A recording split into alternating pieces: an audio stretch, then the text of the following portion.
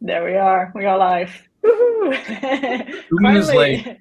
That's what you get when you get with an ex MVP and an MVP in a session together. They start talking MVP stuff, and Private so talk. we Private just a talk. couple minutes. That's true. And I think we can talk about this like for hours. But yeah, Michel was saying we really need to go live. People are waiting for us. And he's right. Yes. So here we are. Thank you guys for being here because, yeah, it's a special one, I think, because Michel, I know really well. Jimmy, I don't know well, but we just met and it was awesome already. And we're going to have two wonderful speakers here. We're going to talk about the AI powered workplace. And I'm really excited because we have a lot of people who are joining today. We really want to learn from you. And Michel, you are someone who is like speaking all over the world around this subject. And last week you were at ESPC, and I'm super proud seeing you there on the stage with amazing people Thank you. doing your presentation and sharing your demos and learning a lot as well, because I think you're also learning every day with all the new technology that's coming in. And I think that's also really good to mention that we all really need to learn all the new things and keep learning. And that's why we also have this advent calendar with each other, because things going so fast and we need to ask questions and we need to learn a lot because the technology goes faster than we even can imagine anymore. So thank you for sharing your knowledge, both. And I would say, give us a little bit of an introduction who you are both, and let's get started. Good stuff. Jimmy, you want to start? Sure. I'm Jimmy Vaughn, and I'm good to build upon what you said and everything. If anyone tells you they're an expert in AI, they're lying. They are lying. The truth is that we are all learning. We are all coming into this journey together and everything else.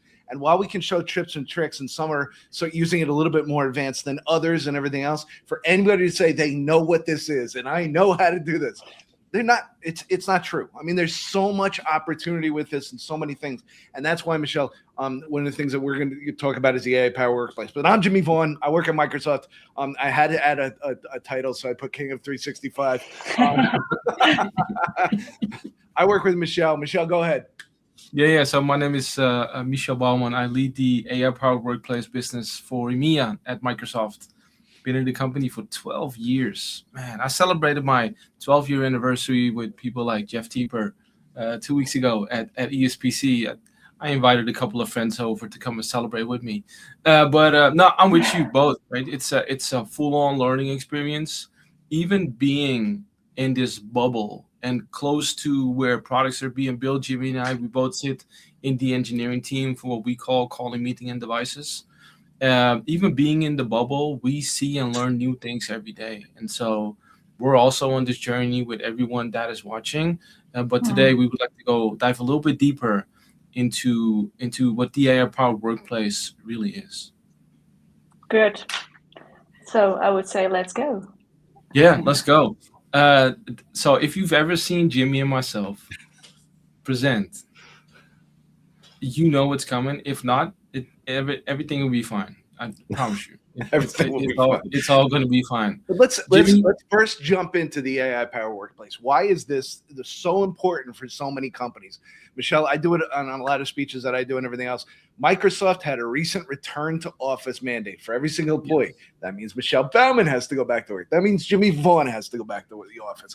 Jimmy Vaughn's not happy about that, but that's another situation. Now, we can't go back to what we had before, Michelle. We just can't. We work differently. It's a new time.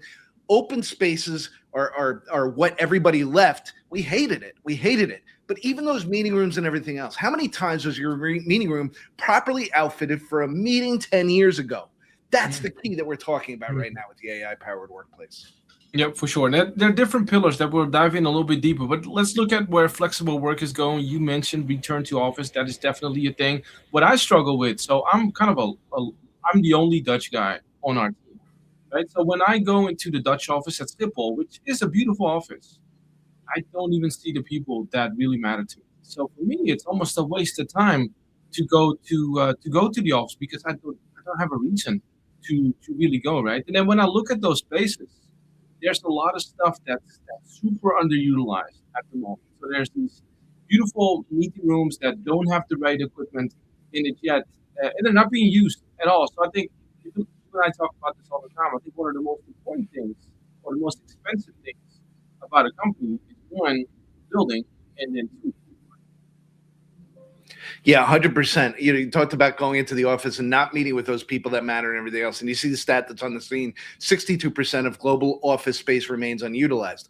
Well, as we go back to work, we talked about it. The new way of working is going to be going back to the office to actually work with colleagues that you're working with. And there may be people that you have to bring in remotely. There's quite literally possibly a good chunk of your portion of time when you're in the office that there will be remote employees. Now, how many office spaces are enabled for something like Microsoft Teams rooms? That's the key that we have, is we need more space to actually be outfitted with these kind of devices. I think we're going to a little bit about bring your own device or bring your own machine and everything else, and the different ways that offices have been enabled in the past. And we're going to sort of tell you why this needs to change, and this needs to be updated so that we have modern tools to have modern meetings. You know what I find funny, Jimmy, is when I go to the Dutch office and I see people that are in hybrid meetings all day. Right? So they're in hybrid meetings. They're sitting in their little cubicle with their headsets on, often because AV is outdated, double booked meeting rooms, just the unsatisfying experience. I think that's something that we all need to solve. Let's dive a little bit deeper, Jimmy, into both the employee side and the IT, real estate, and facilities part. Because if we look at the three different pillars of the AI-powered workplace, let's start with the first one, right? Jimmy, what do we have in place to make sure that we streamline things like space booking and making sure that everyone gets to see and meet each other at the right place at the right time? One of the challenges that everybody had at the office when we left, years ago and everything else, booking meeting rooms. Meeting rooms were always that premium space. And what would happen in sometimes is I would, you would go into the office, and if you were there and everything else, all right, I don't want to sit at my desk. It's an open floor plan. It's this and everything else. Let me book a meeting room. Well, the only one that's open is the 30-person meeting room, right? So I would sit in this 30-person meeting room all day long because I had it booked out by myself. Is that really a good use of that space? Is that a way that we're actively looking and saying, hey, Jimmy needs all this space to do this? No, and everything else. What would we see on 5 to 7 person rooms, right? Well, we would see they were booked, but they would have 10 or 20 people inside of that room just because they could fit. They would go get chairs from another space and everything else. We want to break some of these habits and break some of these things that happened in the past and streamline space booking, coordinate between colleagues. One of the things that we've had recently is the idea in Outlook where you can actually respond and you can say, I'm going to be virtual or I'm going to be in person. One of the things that AI can look over and reason over is how many people are going to be inside of this room. Okay, well, if I have a 30-person room and it's only Jimmy inside of that meeting because he's the only one that accepted, let's go ahead and move him to another room. Same capabilities, same functionality, same everything, but he's going to take up less space, which makes real estate and facilities happy. And when we talk about a company's expenditure, there's two big things that they spend on: salary and facilities. If we can help them get a better return on investment on the facility side, we're going to do that. Yeah. So with Copilot Intelligence combined with Places, which is something that you're referring to, Copilot can indeed recommend which days you go into the office. And this is based on maybe some guidance from leadership, like maybe your leadership tells you to go into the office 2 or 3 times a week, but also based on when are the peers that you work with the most or that you have meetings with that day are actually in the office. And then based on that, you can plan your in-office days. You have an amazing story, Jimmy, which I would love for you to tell here, which is about the birthday cake. Yeah, talk about the birthday cake and you sitting on the 4th floor and someone has a birthday on the 3rd floor. Listen, I'm not a thin man, Michel. I enjoy cake, right? So everybody can relate to this. And when I heard the at nearby function that we have, at nearby is something, you tag at Michel Bouman, you tag at Jimmy Vaughn, and you're at somebody in particular. Well, at nearby is actually something that's built into Microsoft Places that can look where you are, reason over who else is close to you, such as on the 4th floor, such as on the 5th floor and everything else. And when you at nearby, you can let people know, hey, there's something happening, or here's an alert, or here's something that's going on within that local vicinity. And when we have birthday parties, when we have celebrations, what's the thing that they do? They take that extra food and they put it in the break room, right? Well, wouldn't it be great if at nearby, let me know that there's cake in that break room, because the worst feeling is in the world is when you get to the break room 5 minutes late and the cake is gone because they put it out and everybody else knew. You didn't know. What I find worse, Jimmy, is when you get to the third floor at the end of the day and there's this one little dry piece of cake still left in that room. Even worse and is if it's a vanilla cake. You need the chocolate cake, Michelle. But that's at nearby. Go ahead. At nearby is just, it's a little thing. But again, if you want people to come to the office, if you want to meet people to feel included, if you want people to actually feel like, hey, there's worthwhile going in and everything else, you can't exclude them from these kind of things and everything. And you have to have a way to actually connect with these people that are in the office. And it seems so small, but the impact is so large. Yeah. So let's get into booking the right meeting space, right? Because that's another thing. Like you mentioned, that 30 people room where one person sits in by themselves, that room with 5 or 7 people where 20 or that's exaggerating, 12 people try to squeeze into that room. The technology can help you to determine what would be the room that fits your needs the best. And one thing that I really love, Jimmy, is the one where Copilot will actually help you to find the right room. And if for some reason that room gets declined, it'll find you another room that'll match the party that needs to use that room. So if you have a meeting with 7 people and only 4 of them are in the office, the tooling will know, and they will point you to a room that is suitable for 5 people with great air temperature and great air quality. Well, let's talk about even an employee's experience.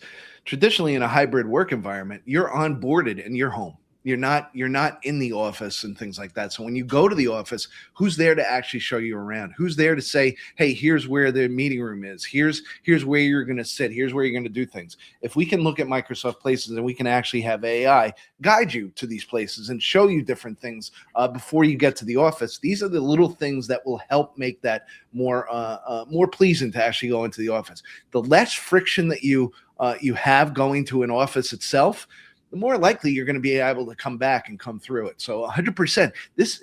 We're showing little things, but they have big impacts on people. And the biggest impact that I know that I've heard from customers right now is, hey, how many meeting rooms do we need? How many meeting rooms are actually being used? How many times are there 3 people inside of a room when it's a 20-person room? So on and so forth. And that data is collected automatically through Microsoft Teams room systems. So having these systems inside of those rooms is so important. It's so key so that your people can get the right information and they're not making guesses on things anymore. So let's dive into that pillar so we started with the coordination. Now let's dive into the modernization piece, because you started the conversation with being in an office that has outdated AV, that isn't ready for today's meeting, or maybe even has things like bring your own device. You and I, Jimmy, we rant a lot about bring your own device. I don't want to get you started because we don't have a lot of time. We're doing that at ISE, though. I'm gonna tell you why it's really bad at ISE. What happened? Yeah.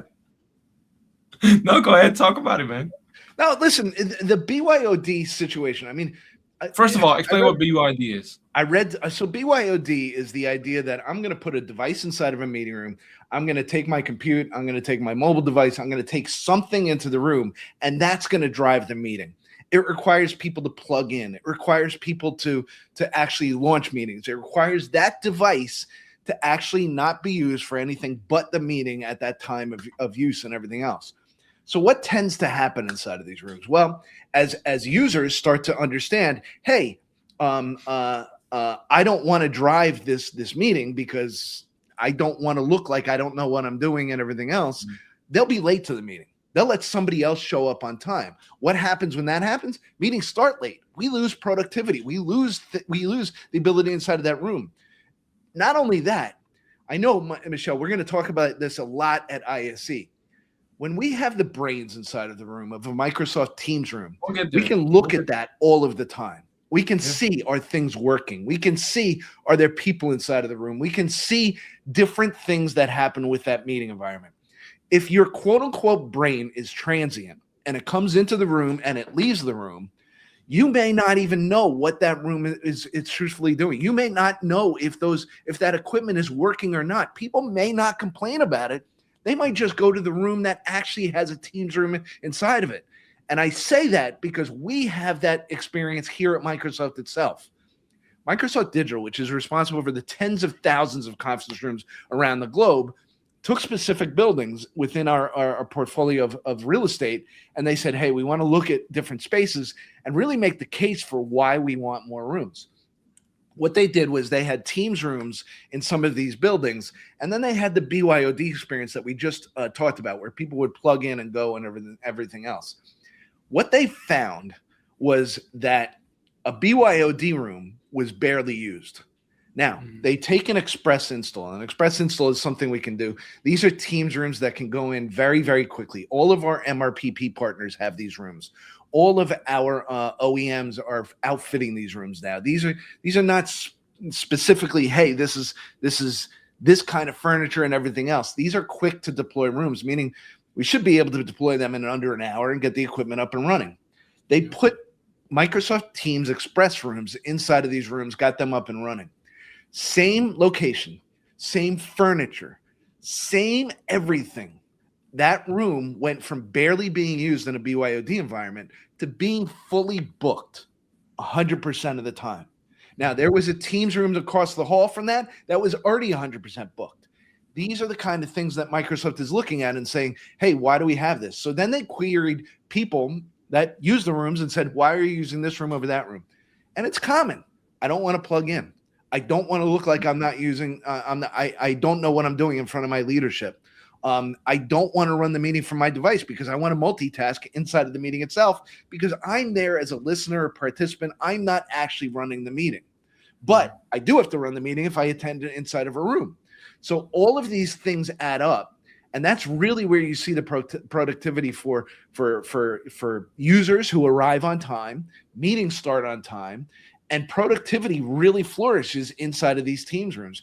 And you have it up on the screen. A meeting space can bring intelligence and hybrid in-person meetings 100% of the time if we have the right equipment inside of the room.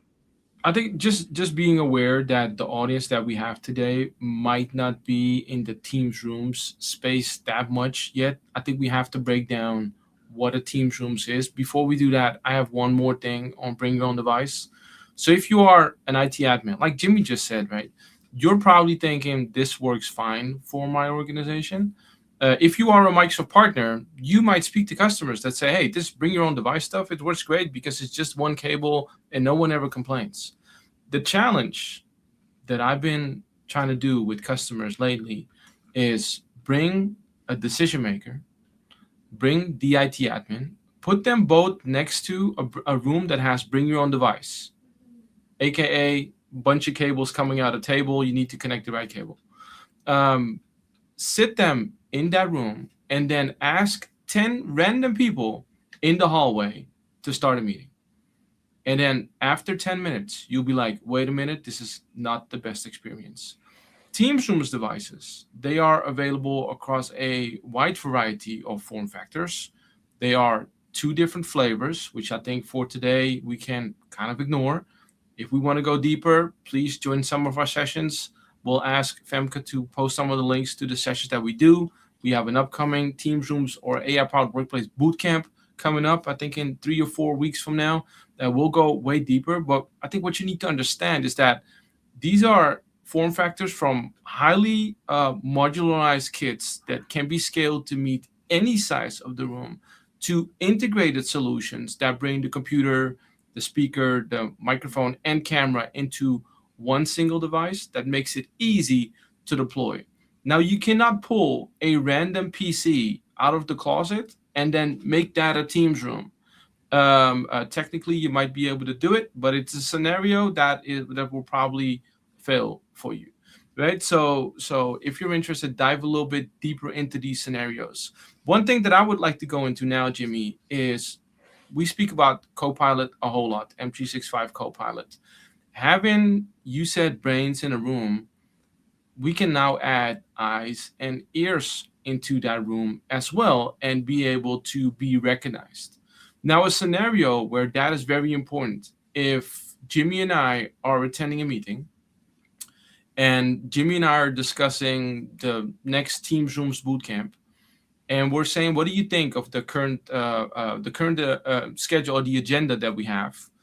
If Jimmy is in the room and says, I don't like it at all, and I say, I actually love it, and we would look at the transcription, if this is not in a Teams room, but just in a bring your own device scenario, it would say conference room 1234 likes the agenda and hates the agenda.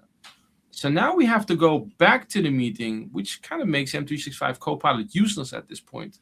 But Jimmy, we now have the opportunity to make sure that people are actually heard, recognized, and then accounted for in the meeting. Before we dive into how the camera helps, speak a little bit about voice attribution, and then maybe we should explain also how to set that up.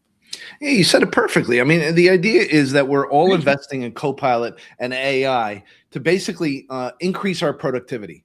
Well, what happens when AI can't reason over that transcript and give you that meeting recap? You know, like you said, we might have had an hour meeting and you might have looked at the notes and said, I can't understand this. If you can look at those notes, an hour meeting that you missed may turn into, all right, I read everything for 10 minutes. I got my action items. I know exactly what I'm doing. That's a 15-minute productivity savings if you can do that. If you can't do that, I lose 50 minutes of productivity because AI was not able to actually bring that forward to me. That's where having your name, having your identity is so important. And how can you do this? The same way you do this on so many other services. You go into the Teams app itself. You say, hey, I want to register my voice or I want to register my face. And then it walks you through, say this, turn to the right, turn to the left, so on and so forth. But you are registering yourself. And that data is biometric data that's held on to inside of secure places. And Michelle, you and I just went through this whole security first initiative that's been over a year here at Microsoft, where every single tidbit was evaluated. I know sending PowerPoints right now is the bane of everybody's existence here at Microsoft because it starts out as confidential. Yeah. But again, when we are looking at everything as a security first initiative, we are making sure that everything's secure on there. So having yourself identified helps not only you, but helps all of your colleagues and helps your organization in their efforts to actually get AI to help us with the productivity that we need. And so the way you set this up, and this is important, the way you set this up is you go in the settings on your Teams client, you go to recognition, and then you have to read 2 or 3 sentences. You only have to get like 60 to 70% right. So even Jimmy and I, we could do it, right? That's all you need. And then if you want to do face as well, and I know in Europe, face is not too much accepted yet, but voice is. But after you've done that, not only do you not only are you recognized in the meeting room, you also get that voice isolation feature in Microsoft Teams, which if you are in a loud environment, you don't hear anything else but your own voice, so all the stuff that happens around you and behind you, that gets muted out. So go in the settings and then click on recognition and then record those 2 sentences. The voice profile itself, it sits in your own account. So it's attached to your ID. Only you have access to it. Microsoft doesn't have access to it. Jimmy doesn't have access to it. Only the person that recorded the voice sample, that owns the voice sample, they have access. Your IT admin cannot do anything with it. It's just you that has access. But it's important to start recording your voice sample to ensure that you are recognized, to not lose time in meetings. I think it's funny when I hear people say, oh, I don't want to register my voice and everything else, and they're walking around with a cell phone. Yeah, exactly. All day long. Yeah. With all these apps. Yeah, it's nuts. Everything. It's nuts. But it is, Jimmy. I heard a stat the other day that only like 2% of the people actually hit the settings icon. Correct. And I know a couple of people that really work hard on those features and work hard on the menu itself. go up to settings, record The the voice. typical user does not want to look at settings, does not want to look at how they set it up. They want things to work. And that's why, you and I say it all the time. There is no better solution for a Microsoft Teams customer than Microsoft Teams rooms for their shared spaces. And the reason why is because it works inside of those spaces. They're not just traditional video conferencing devices. Meetings are traditionally difficult. Think about how many rooms you walked into before and you didn't know how to use the room, right? There was a panel that may have had confusing things and everything else. To your point, 2% of people will go into settings and look how they're set up. What else will they do? They'll call IT. They'll do different things and have somebody else set it up for them because they don't even want to dive into it. We live in a technical world, you and I, and everything else. We're comfortable with some of these things. People like my parents, they're not comfortable with these things, and others as well. The reason why iPads, iPhones, and everything else are so popular in their adoption is because they're easy. They put it forward and it's easy. And that's what Teams Rooms really does for Teams customers. Yep, I agree. Okay, so I want to get into agentic AI in just a second. But before we do that, let's talk about cameras.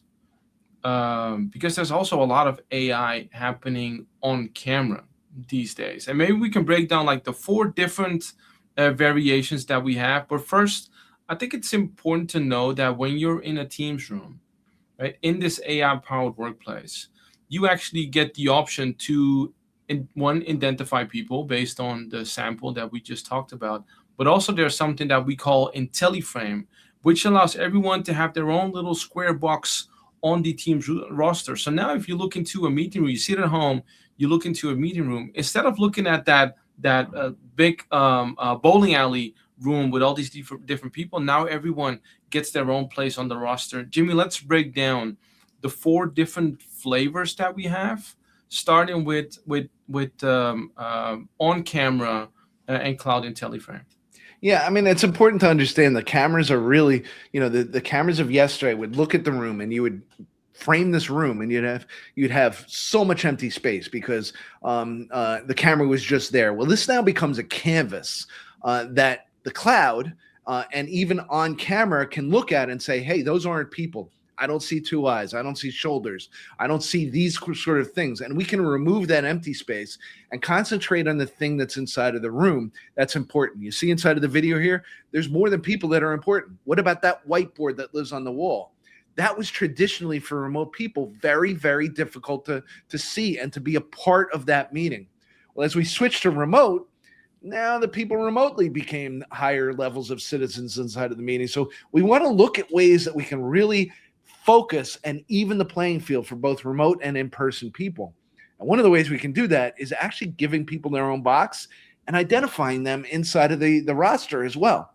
You shouldn't have to guess who's inside of that room if you can't pick out exactly where they are. Maybe the camera's got a side view of the face and everything else.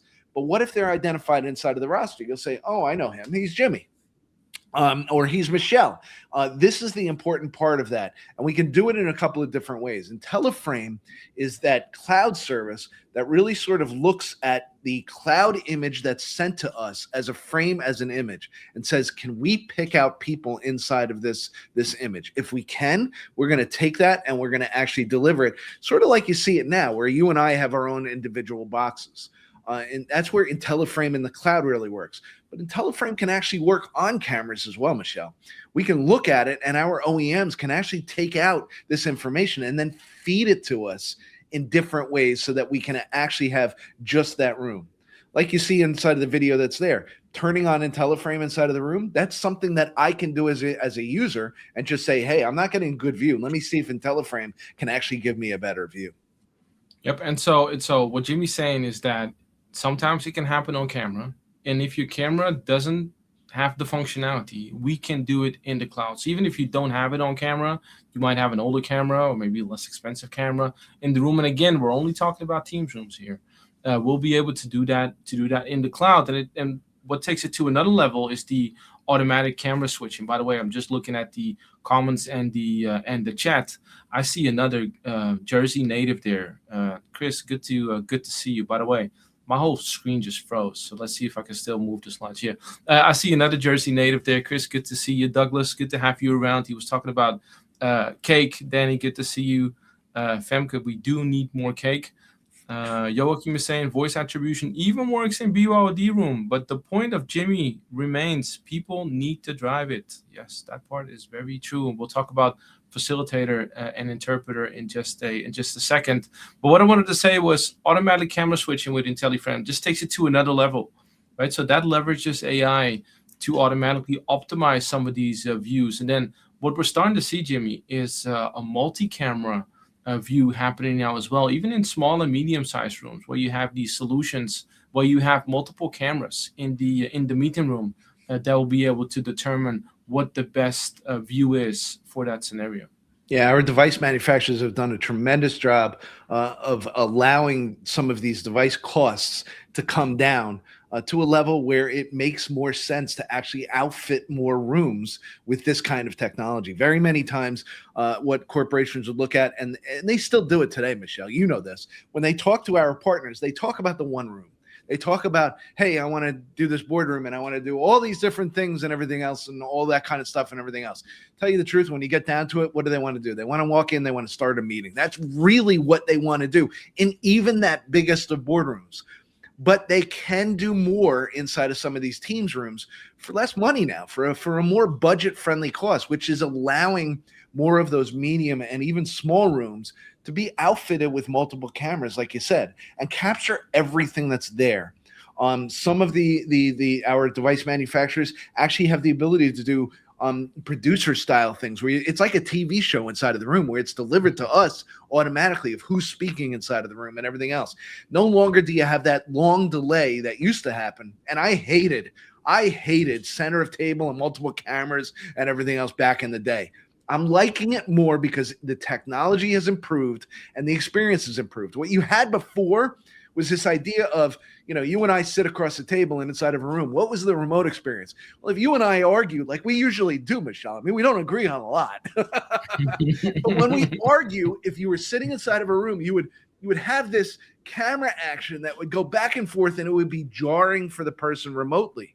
Yep. What we can do now is see that these two people are speaking at similar times, and we can put them on the screen at the same time. So you don't have this feeling of, well, it's delayed, it's behind when it switches, and it does all these different things and all that. The technology has tremendously come forward and improved, allowing more of this to be implemented inside of rooms, giving the remote side a better experience from that point of view. And all without overcomplicating it. I think one of the main goals with Teams rooms is to keep meetings insanely simple. We get a lot of questions like, can we add this one button? No, can we control all kinds of extra stuff? No, right? Keep meetings as simple as possible and not having to worry about cameras and making sure the right camera picks up the right image. I think just helps you to focus on the meeting. Let's jump, Jimmy, into agentic AI because Joachim, he mentioned, let's not even start about using interpreter, but also facilitator agent. I think this is the moment to start talking about facilitators. So you might be, hopefully you are aware. Well, let's state this now. This is the first of many that will be coming to these devices. Yes. This is not, hey, here it is and everything else. There are a lot of plans going on at Microsoft. Same devices, same hardware that lives inside of these rooms. But as you've seen over the years with Microsoft, features get added. So that device that is inside of the room, those brains that we live inside of the room and everything else, they get smarter and smarter and smarter. And facilitator and interpreter is just two of the agents that are starting to come out. Yep. And what you're starting to see is that Teams rooms are no longer just a single-use device. It has become a multi-purpose device. It still does meetings really easy. The integration with M365 Copilot, which we spoke about, the integration with Places, which we spoke about. We haven't even spoken about digital signage, and we won't today, but we will cover agentic AI. So if you are familiar with the facilitator agent and you've been using it on Teams, you know what this is about. If not, let me break it down for you real fast. When you go into a Teams meeting, you can add, and you have the M365 Copilot license, you can add the facilitator agent, which is an out-of-the-box agent that not only takes notes for you in real time, it writes down all the actions. You can even assign some of the actions. So we were speaking about the boot camp that we're about to do in 4 weeks for AI powered workplace. When the team with Jimmy and I on there had a discussion, we said, okay, we need to put together a briefing document that we can send to everyone to make sure that we can start sending out invites. Facilitator said, how about I take on that task? So we assigned it to facilitator. And before we jumped out of that meeting, facilitator had already done the work. It keeps us honest on the agenda. So you have the agenda on top with a little bit of a time ticker that keeps you honest on what's happening in the agenda. You'll see so many more features coming to the facilitator agent as well. But this is also available on Teams rooms. And Jimmy, what I find cool is that this is not just for hybrid meetings. This also works when you have an in-person meeting and there's no one joining remotely, but you just simply walk up to that front of room display, you scan the QR code, and through that, I didn't even know this was going to happen on the slide, but I'm happy you did. And through that, you can add the facilitator agent to your in-person meetings now, and those notes, whatever work facilitator did, now sits in the account of the person that started that meeting. Yeah, let's talk about how that experience works. So, we're in the engineering department, and as an engineer, one of the things that I used to do a lot in previous roles and things like that was I would walk into a conference room with a couple of colleagues, maybe one, maybe two, and everything else, and we would whiteboard what we went into the room for, and it may be an analog whiteboard, it may be a digital whiteboard.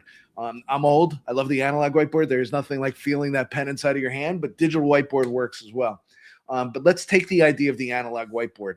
We would walk up to that whiteboard. We would map out what we wanted to do, and it could be multiple whiteboards. I mean, there were solutions that took tremendous avenues and tremendous turns, and it was 3-4 hours that we could be inside of these rooms, outfitting and brainstorming and coming up with what we wanted to do.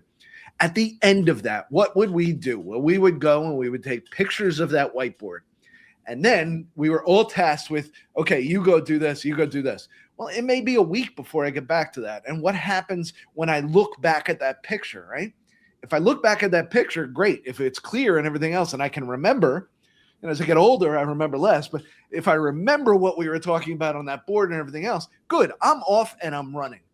But what if I don't? What if I look at the bullet point that's assigned to me and I say, you know what? I just don't understand this. Well, now I've got to pick up the phone and I've got to call my colleagues and I got to say, hey, what were we talking about with this?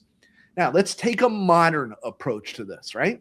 No longer do I take the photo of the meeting and everything else. I have a Microsoft Teams rooms. I'm capturing that whiteboard in there, but I also started Facilitator, right? So when I'm looking at that whiteboard picture or something a week later and I don't understand it, I don't need to call anybody.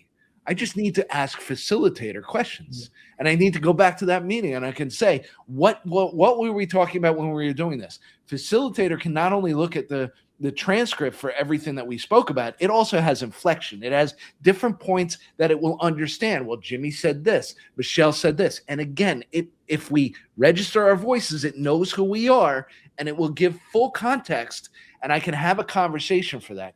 Again, increasing my productivity where I don't have to interrupt my colleagues again. I can go do my work and I can get the information that I need, but it's automatically there.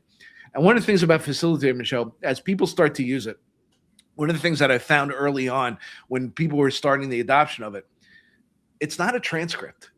And people would start talking and they wouldn't see it inside of the Teams room and they wouldn't see what's happening and everything else. Remember, it's a note taker.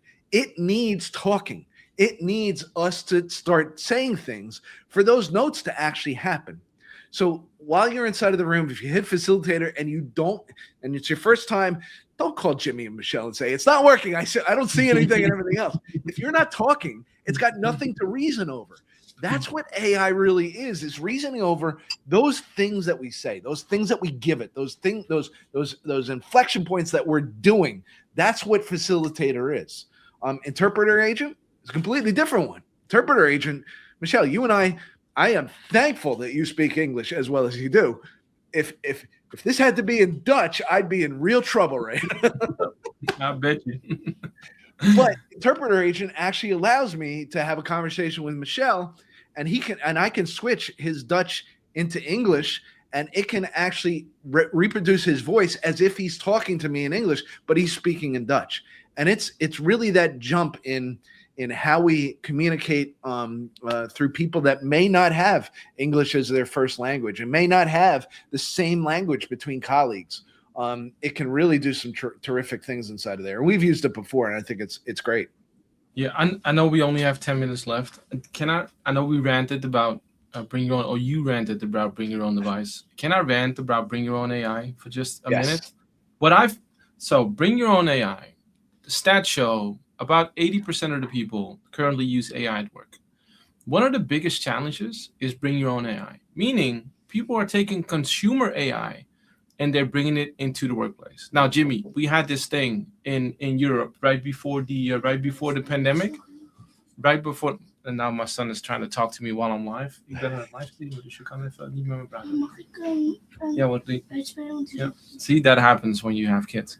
He's like, can I play football, soccer outside? It's starting to get dark. But sure. What was I saying? Oh, bring your own AI. What people are doing is they're taking these consumer tools and they're bringing them into the workplace. Now, Jimmy, right before the pandemic in Europe, we were very concerned about this thing. They called it GDPR. You heard of it. But what's happening these days is that people are taking that like a Word file or an Excel file that has some confidential information. They're picking it up. They're using it in these consumer AI tools to do all kinds of cool stuff. And then they're bringing it back into the organization. That is a data leak. And you have to report that. And I bet you no one on this call has ever reported a data leak like that. So that is one. Well, not only that. No, let me rant. Hold on. But think of the workflow. Think of the workflow. Yeah, let me rant. I have to think about going over there. Yeah. So the second scenario is, so we do these community calls. And we have community calls where a couple of hundred people join and we speak about all the stuff that's happening about AI-powered workplace. There's always a couple of people that use these free bots, note-taking bots, and they add them to the meeting. And so when you ask them, like, hey, are you using like a professional a commercial version of this? They don't know. I'm just using a free trial. So what is that bot doing with your data? And they're like, I'm not sure. I haven't checked. Stop using these free third-party tools to bring AI into your workplace. You're basically leaking confidential information, right? And making it part of the public domain, which is a big challenge. And it's not just young folks like Jimmy. It's across all different generations where this is happening. I just wanted to get that off my chest, Jimmy. It is funny. There is one place that I use, even here at work and everything else. And I've shared this with you. There is no better prompt writer than another LLM. Right, exactly. It is true. And this is one place that I think you can help yourself if you're new to AI, you're intimidated by it and everything else. One of the things that I did here at Microsoft was I went to ChatGPT, public, commercial, and everything else. Now, I'm not leaking data. What I asked it to do was write a prompt for Copilot to help me write my self-appraisal, right? Now, Copilot has all the information to everything that I do. It has my calendar, it has my teams, it has all that kind of stuff. I didn't ask ChatGPT to look at my calendar and write it and everything else. I asked it to write a prompt for Copilot. And I think that can help some people actually get a little bit more effectiveness out of something that they're doing prompts with. Things like facilitator and stuff like that, you don't really need to be a prompt expert to use those sort of things. But when you're crafting an agent, when you're crafting AI and asking it to do something for you, there is granularity that needs to be inside of that prompt. Bat in, bat out is always my term. If you ask it, what am I doing on Thursday? It's not really a great thing. If you ask, hey, look at my calendar and tell me on Outlook, do I have any meetings with Michel Bouman today and everything else? That's better. That's better. So these kind of things have to be there. But going outside, to your point, don't take data outside. Never take data outside. But if you do need help, like I said, sometimes you can go to those outside sources and they can actually help you write a prompt for your internal AI.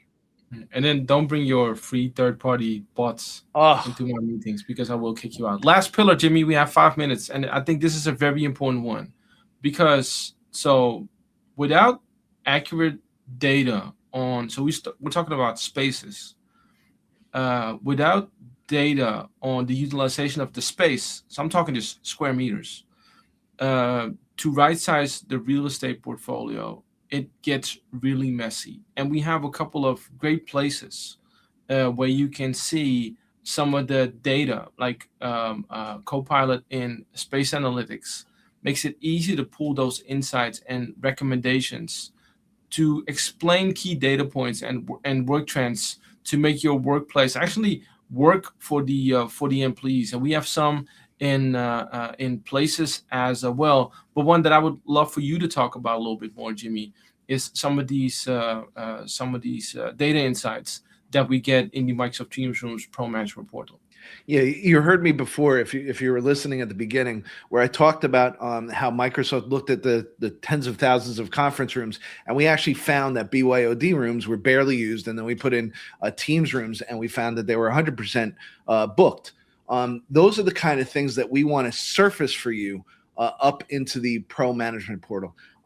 Think about something that we just went through, Michel, where Windows 10 was end of service, which means that, hey, you can't get help on Windows 10 anymore, and you needed to replace compute devices to Windows 11. That kind of thing can actually be surfaced inside of this proactive solution that we have to actually say to people, hey, we see that you have these devices and they're becoming an end of life, end of support, end of this and everything else. We think you should take action here.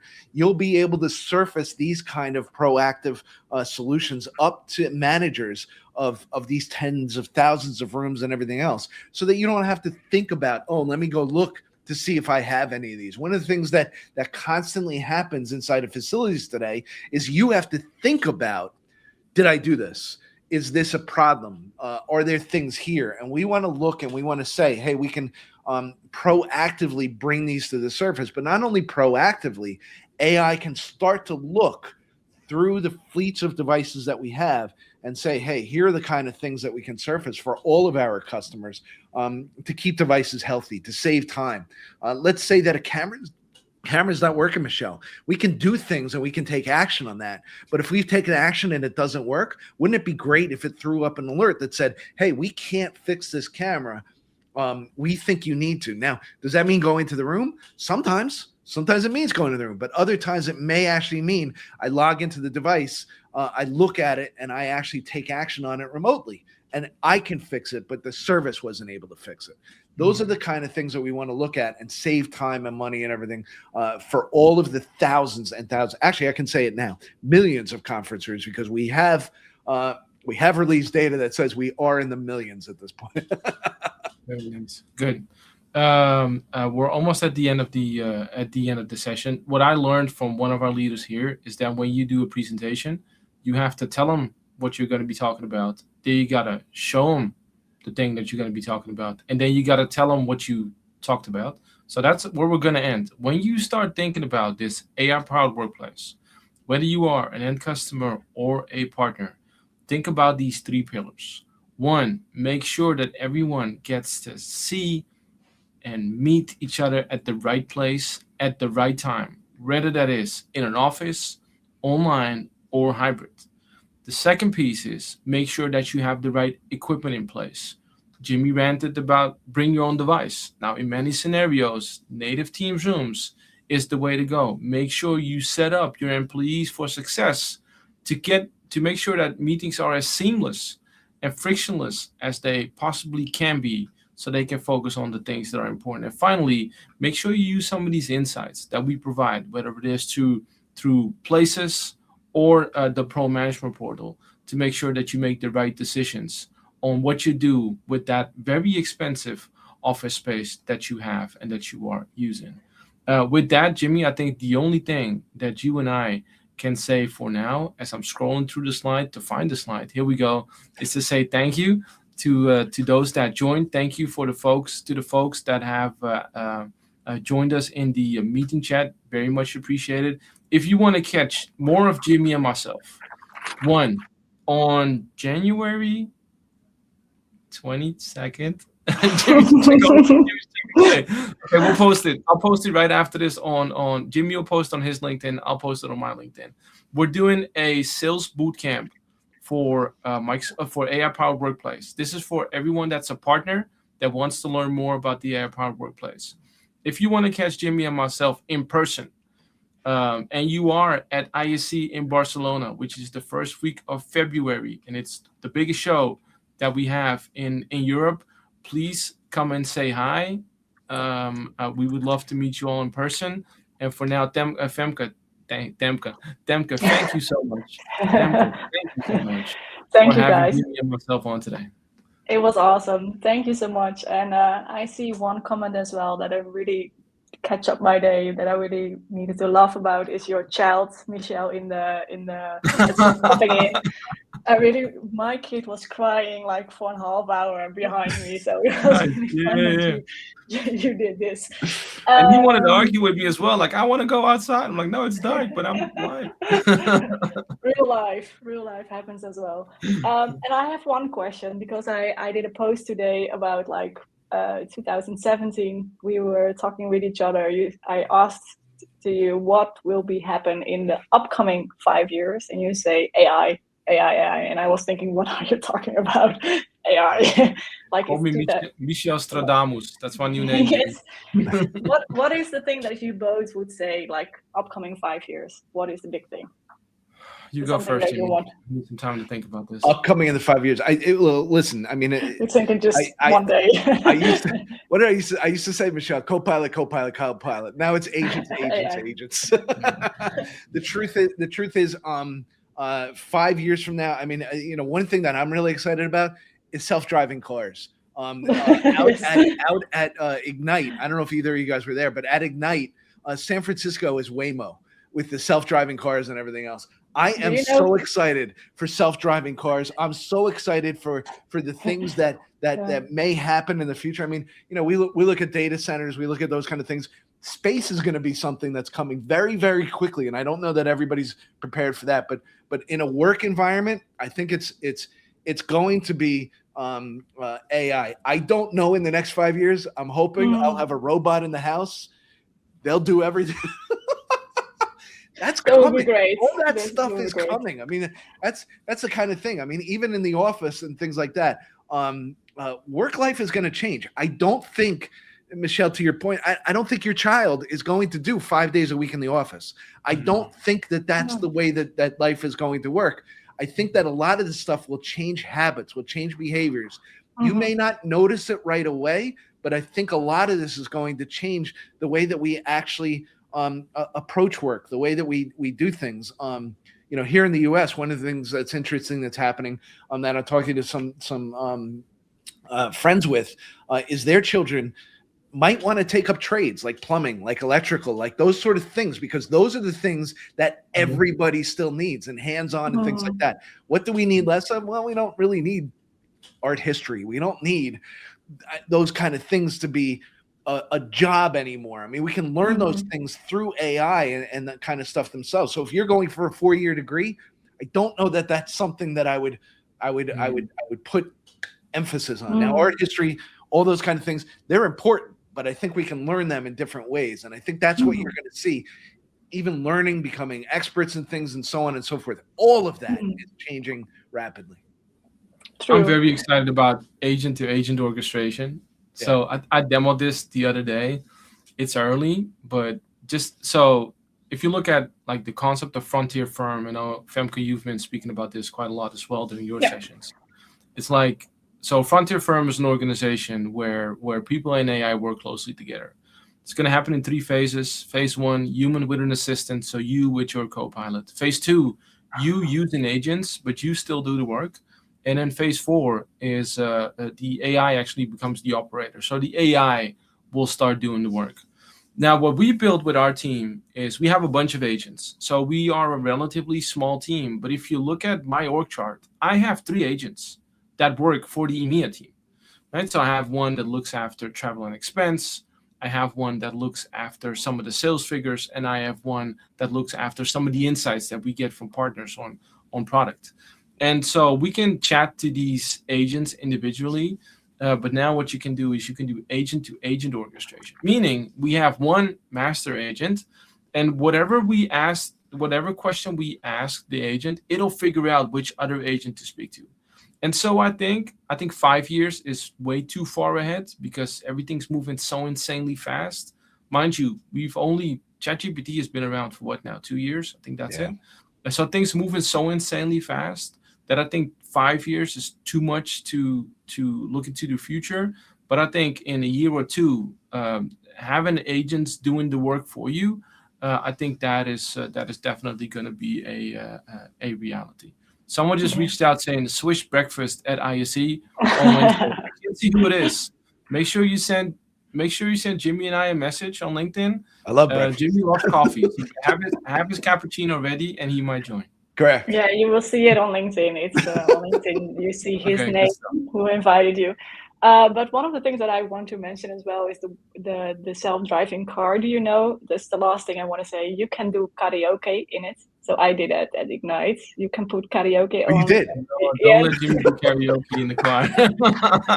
Oh, we have some Dutch songs in it. The car thing is so amazing because if you look at the roadmap of what they're doing, now the car will drive itself. But what you can do is send the car on errands. Like here in the US, the supermarkets, different places and everything else, they have specific parking spaces that you can park in. If I can just send my car and then somebody loads up my car with what's there and then it drives home, holy cow, does that save me a tremendous amount. So there's a lot of things that are going to come. Now, if I think you will agree with me. I felt very good inside of that self-driving car. Yes. Surprisingly good. Yes, So. it was. Yeah, me too.